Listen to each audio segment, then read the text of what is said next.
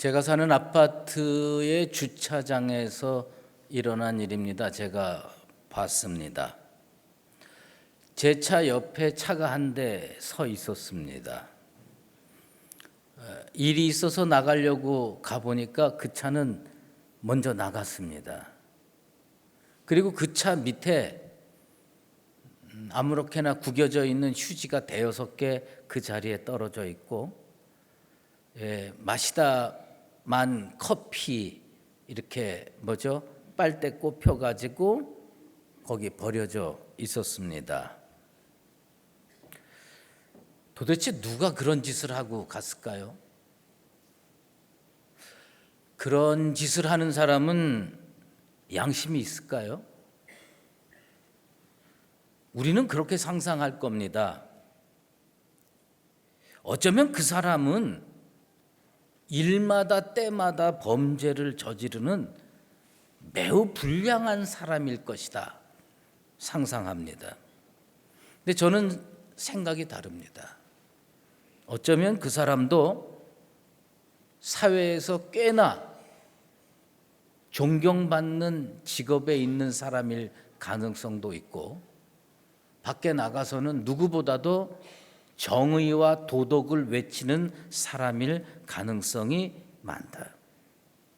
사람들이 보는 곳에서는 도덕적으로 사는 게 그리 어렵지 않습니다. 사람들이 아무도 보지 않는 곳에서 정의롭고 도덕적으로 사는 건 무척 어려운 일입니다. 여러분 그리스도인이시죠? 그리스도인으로 살면서 그와 유사한 짓을 해본 적이 있으십니까? 여러분은 절대로 그런 일을 해본 적이 없으십니까? 좀 더 직설적으로 제가 질문을 바꿔볼게요.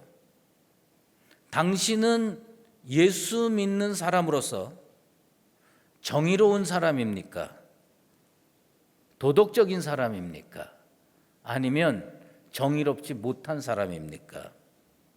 대부분의 그리스도인이라면 당연히 나는 정의롭고 도덕적인 사람이라고 대답할 겁니다.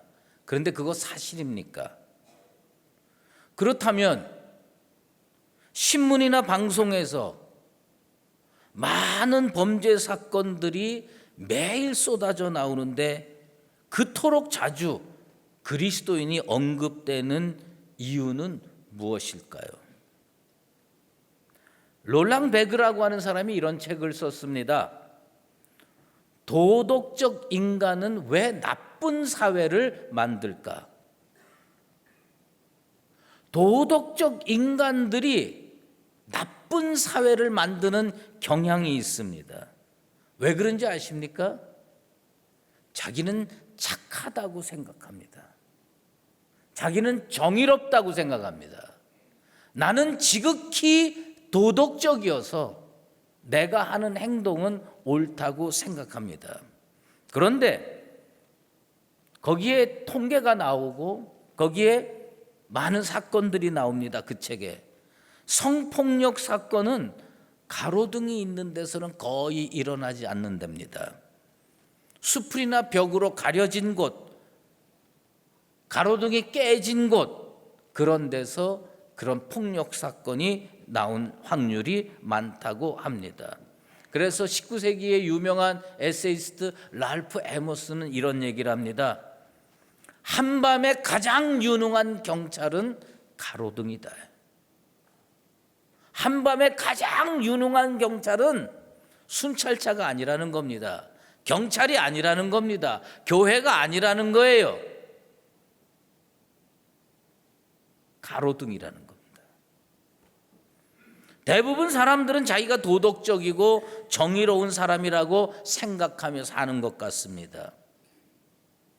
동영상에서 보셨듯이 거기 나와 있는 선남 선녀들, 젊은이들 죄 지을 상 하나도 없습니다. 그런데 작은 이득 앞에서 무너졌습니다. 하나님께서 소돔과 고모라를 심판하시기로 작정하셨습니다. 우리가 잘 아는 사건입니다. 아브라함은 이거 말도 안 된다.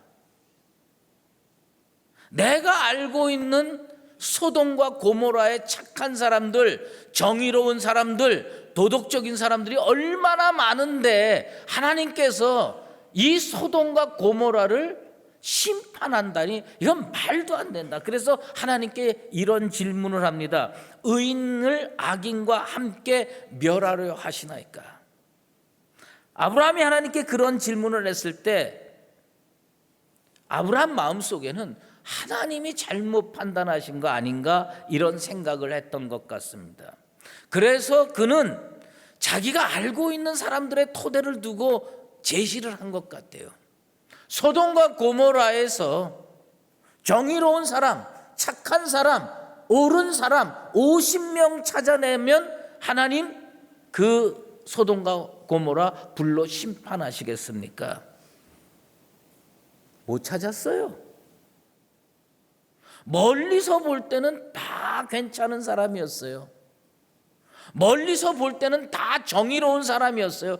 도대체 그런 일을 할 사람으로 보이지 않았다는 겁니다. 그런데 가까이 가서 찾아보고 가까이 가서 대화해보고 가까이 가서 교제해보니까 사람들이 그게 아니더라는 거예요. 그래서 사람 숫자가 자꾸 내려갑니다. 그리고 10명에 이르러서 아브라함은 포기합니다. 그리고 하나님의 심판이 소돔과 고모라를 불로 살랐습니다. 아브라함이 좀 더 나갔으면 하나님께서 안 된다고 그랬을 것 같아요. 아브라함이 5명은 안 되겠습니까? 3명은 안 되겠습니까? 1명은 안 되겠습니까? 1명 찾을 수 있을 거라고 봅니까? 인간은 잠시 정의로운 존재일 수는 있습니다.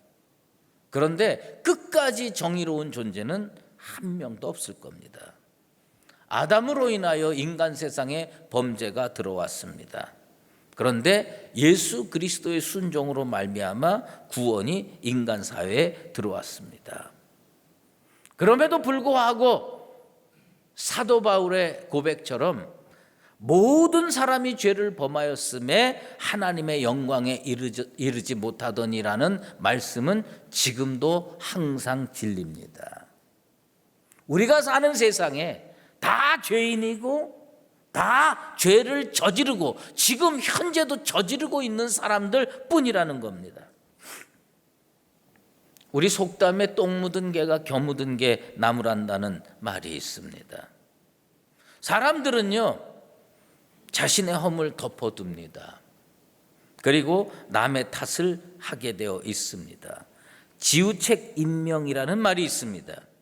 지극히 어리석은 사람이라고 할지라도 남을 책망하는 데 있어서는 그렇게 총명할 수가 없다 그런 얘기입니다. 여러분이 볼 때 저 사람은 좀 덜 떨어진 것 같아, 저 사람은 학문이 부족한 것 같아, 저 사람은 정말 지혜롭지 못한 것 같아, 그 사람한테 마이크 들이대고 물어보십시오. 지금 잘하고 있느냐? 지금 문제가 없느냐? 그 누구보다도 똑똑하다는 걸 발견하게 될 겁니다. 저는 이 나라에서 태어나서 60여 년을 이 나라에서만 살았습니다. 제가 어릴 때부터도 그랬고요. 지금도 그렇습니다.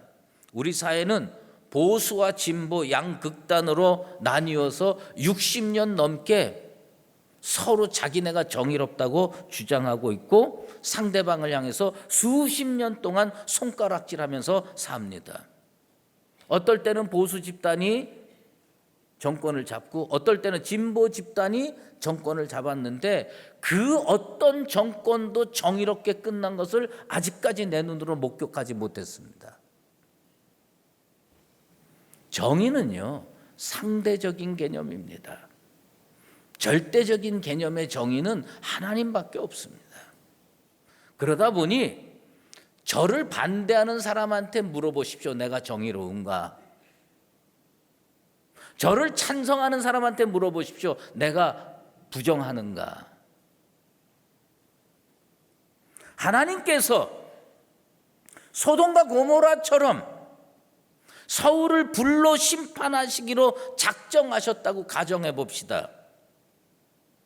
소돔이야 그저 10,000명, 20,000명도 안 되는 조그마한 도시국가였으니까 50명 찾기가 힘들고 10명 찾기가 힘들지만 서울은 1,000만 넘는 도시 아닙니까? 거대 도시 아닙니까? 그런데 하나님께서 이 거대 도시에게 한량없는 은혜를 베풀어서 의인 10명만 찾으면 이 서울 심판하지 않겠다고 하나님께서 약속하셨다면 난 여러분에게 질문하고 싶어요. 여러분은 서울을 구할 사람입니까? 서울을 망하게 할 사람입니까? 여러분은 하나님의 스탠다드에 맞는 정의로운 사람입니까? 아니면 이 서울과 함께 망가져야 되고 불에 타야 되는 심판의 대상입니까? 하나님께서 오늘 이 말라기 선지자를 통해서 그 시대 사람들에게 놀라운 메시지를 전달했습니다. 너희 중에 성전 문을 닫을 자가 있으면 좋겠다. 성전 문을 닫고 싶다는 거예요, 하나님께서. 유대인들이 하나님 얼마나 잘 섬깁니까? 우리랑 비교도 할 수 없이 하나님 충성하고 헌신하는 유대인들, 그런데 하나님께서 그들에게 뭐라고 선지자를 통해서 말씀하시고 선포하시고 예언하셨느냐? 성전문 닫고 싶다. 그 말이 이 시대로 다르게 표현하면 뭐냐? 하나님께서 서울 시내의 교회가 얼마나 많습니까? 하나님 그렇게 선포하셔요. 교회 문 닫고 싶다. 왜요? 내가 너희를 기뻐하지 않는다는 겁니다. 내가 너희를 기뻐하지 않고 너희가 손으로 드리는 것을 받고 싶지 않다는 겁니다. 말라기 시대 사람들은 똥 묻은 개고 우리 시대의 사람들은 겨 묻은 개입니까? 말라기 시대의 사람들은 정의롭지 못한 사람들이고 우리 시대의 사람들은 정의로운 사람들입니까? 전 그렇게 보지 않습니다. 나는 이거를 하나님의 심판의 메시지라고 들었어요. 2017년 11월 26일에 제38회 청룡 영화상 수상식이 있었습니다. 제가 그 방송을 본 건 아닙니다. 그런데 이러저러한 책들을 읽고 문서를 읽으면서 그 청룡 영화상에서 여우 주연상을 받은 사람의 수상 소감이 많은 사람들 입에 오르내려서 제가 찾아봤습니다. 그리고 큰 충격을 받았습니다. 보통 나무주연상, 여우주연상은 아주 잘생긴 남자, 아주 예쁜 여자가 받게 되어 있는데 그 해의 여우주연상은 늙은 여자가 받았습니다. I Can Speak라고 하는 영화의 여주인공이었던 나문희 씨가 받았습니다. 근데 그 사람이요, 우리 시대를 향한, 아니 이 시대의 교회들, 이 시대의 그리스도인들을 향한 일종의 심판의 메시지를 전달해 준 것으로 저는 듣고 있습니다.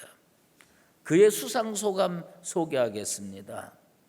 올해 96세이신 친정 어머니의 하나님께 감사드리고 저 나문희의 부처님께 감사드립니다. 웃고 지나갈 수 있는 얘기입니다. 그런데 저는 그 나문희 씨의 수상 소감을 하나님께서 이 시대의 목사들이 좀 들어라, 이 시대의 성도들이 좀 들어라, 이렇게 말씀하시는 것으로 들렸습니다. 1885년에 이 땅에 복음이 들어옵니다. 130년 동안 수많은 사람들이 수상소감을 할 기회가 없어서 그렇지 동일하게 얘기했을 겁니다. 어머니의 공자님, 어머니의 부처님께 감사드리지만 나의 하나님께 감사드린다고 말하고 싶었을 겁니다. 그런데 이제 그 기조가 조금씩 무너지기 시작했습니다. 어떤 말이 나오느냐?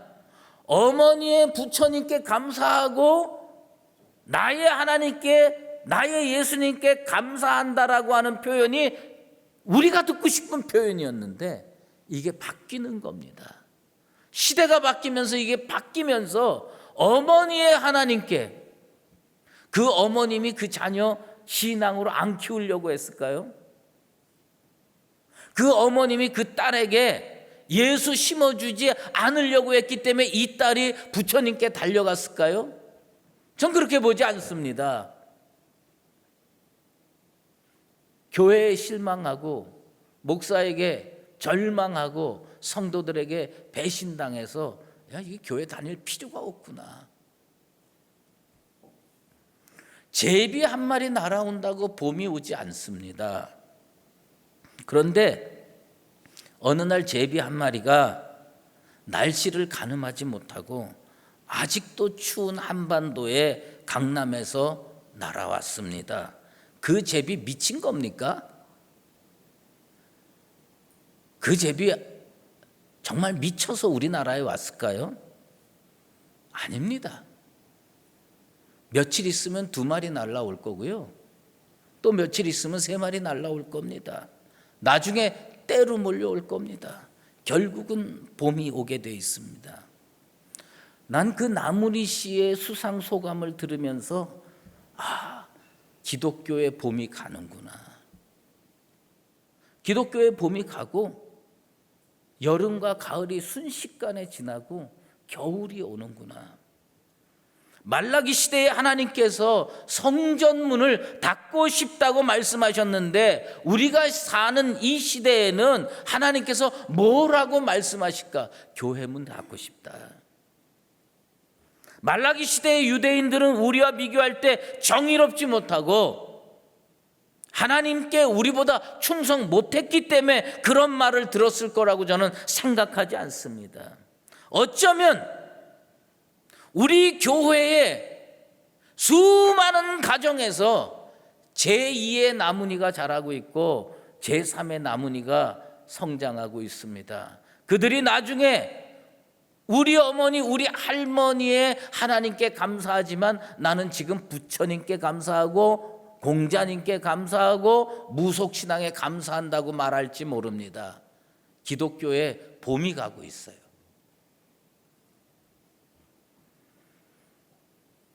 말라기 시대의 예배자들이 더러운 떡으로 여호와의 식탁을 더럽혔다고 하나님 앞에 책망을 받았습니다. 그 시대의 제사장들을 향해서 하나님께서 이렇게 선포하십니다. 내 이름을 멸시하는 제사장들아, 여호와의 식탁을 더럽히는 주범이 당시의 제사장들이었습니다. 오늘날 하나님께서 교회 문을 닫고 싶을 만큼 교회가 타락하는데 주범이 목사들입니다.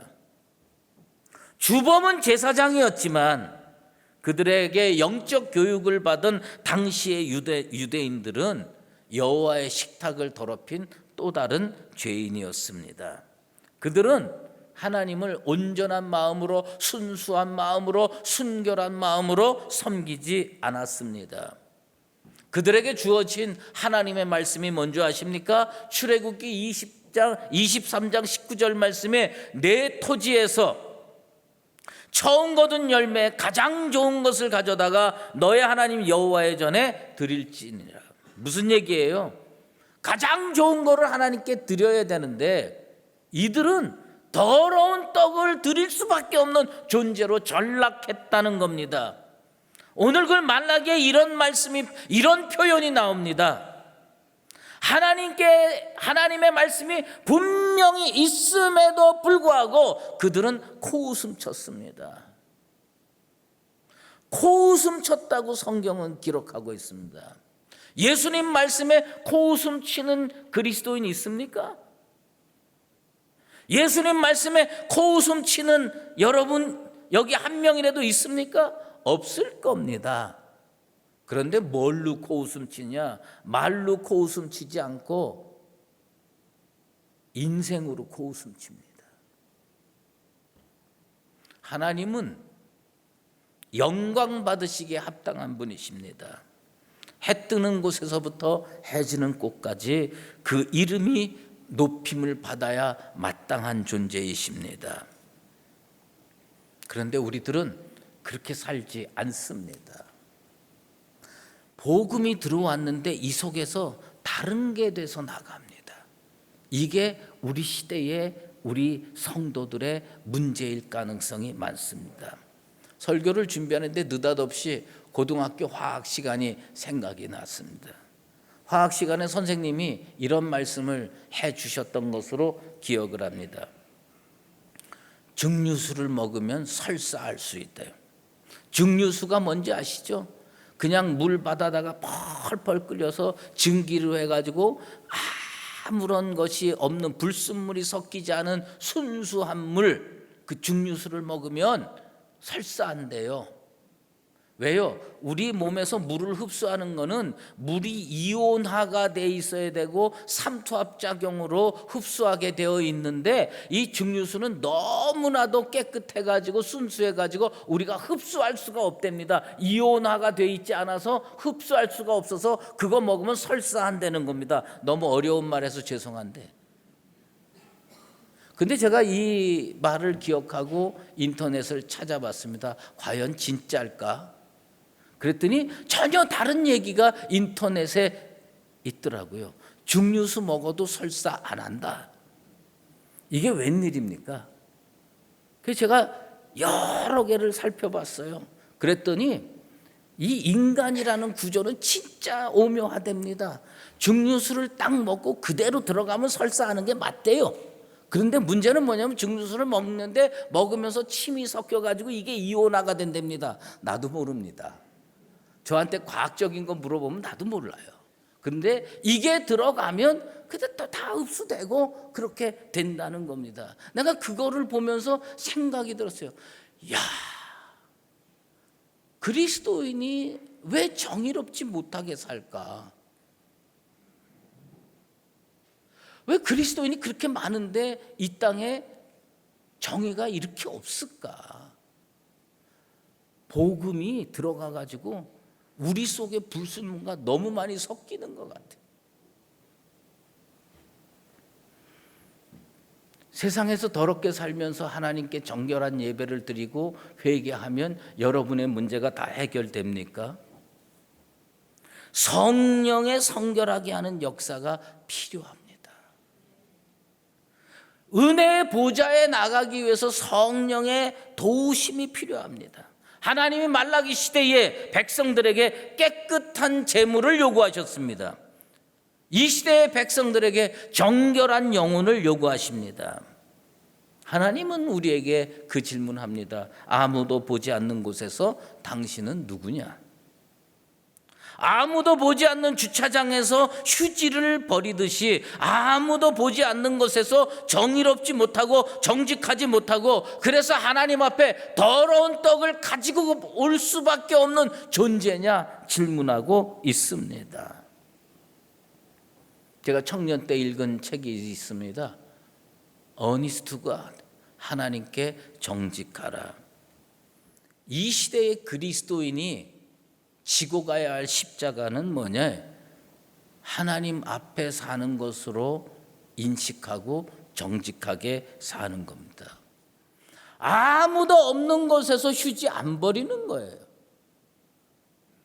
아무도 없는 곳에서 그리스도인답게 사는 거예요.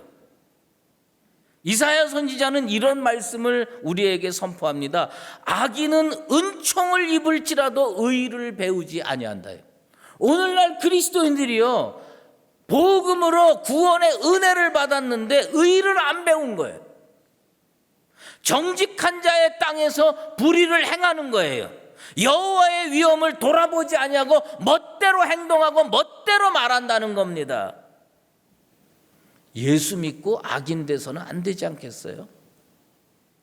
예수 믿고 구원의 은총을 힘입고 악인으로 살면 안 되는 거 아닙니까?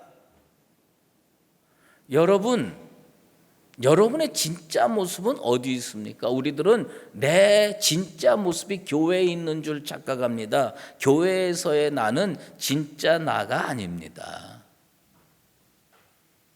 직장에서 나, 아무도 보지 않는 곳에서 나, 그게 진짜 나입니다. 주께서 우리에게 성령을 거두지 않게 되기를 소망합니다. 우리 주님께서 우리의 영혼을 붙드시게 되기를 간절히 축복합니다. 이게 우리의 기도고 우리의 간구입니다. 성령의 도움이 없으면요, 우리는 세상에 나가서 정직하게 정의롭게 살 수가 없습니다. 매일 주일날마다 와서 오늘도 또 더러운 떡 가지고 왔습니다. 하나님 앞에 회개하는 것을 능사로 삼지 말고 월요일부터 토요일까지 정직하게 삽시다. 성령을 힘입고 삽시다. 그래서 하나님께서 저 사람 때문에 교회 문 열어놓을 필요가 있다. 강북제일교회 성도 2-3명 때문에 서울 심판하지 않아야 된다. 우리는 가로등이 경찰 역할을 하는 사회에서 삽니다. 그 속에서 성령이 영적인 경찰 역할을 해서 우리가 사는 세상이 살맛 나는구나. 우리의 자녀들이 제2, 제3의 나문이가 돼서 고백을 완전히 거꾸로 하는 교회를 만들어 가야 됩니다. 나의 어머니의 부처님, 나의 할머니의 공자님 감사하지만 나의 하나님께 감사합니다. 우리를 보고 저 사람 때문에 예수를 믿고 우리 어머니 때문에 예수를 믿고 그래서 내가 사는 곳을 정의롭고 정직한 곳을 만들어서 하나님께 영광 올려드리는 복된 교회와 성도가 되기를 예수 그리스도의 이름으로 축원합니다. 기도하겠습니다. 여호와의 위엄을 세상에 드러내야 하는데 나는 아무도 보지 않는 곳에서 하나님의 종인지 돌이켜보면 부끄럽기 짝이 없습니다.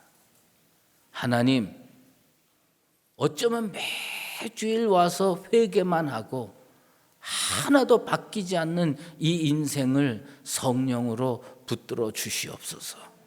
그래야 해서 세상에 나가서 여호와의 위엄을 드러내며 하나님께서 이 시대에 교회를 서울에 그렇게 많이 둔 것을 후회하지 않으시고 성전의 문을 열어라, 교회의 문을 열어라, 세상 사람들이 그곳에 구원받기 위해서 쏟아져 들어오는 역사가 다시 일어나게 도와 주시옵소서. 우리 강북제일교회 성도들 자녀들 입에서 우리 어머니는 하나님을 믿었지만 나는 부처님을 믿는다라는 얘기가 절대로 나오지 않게 도와주시옵소서.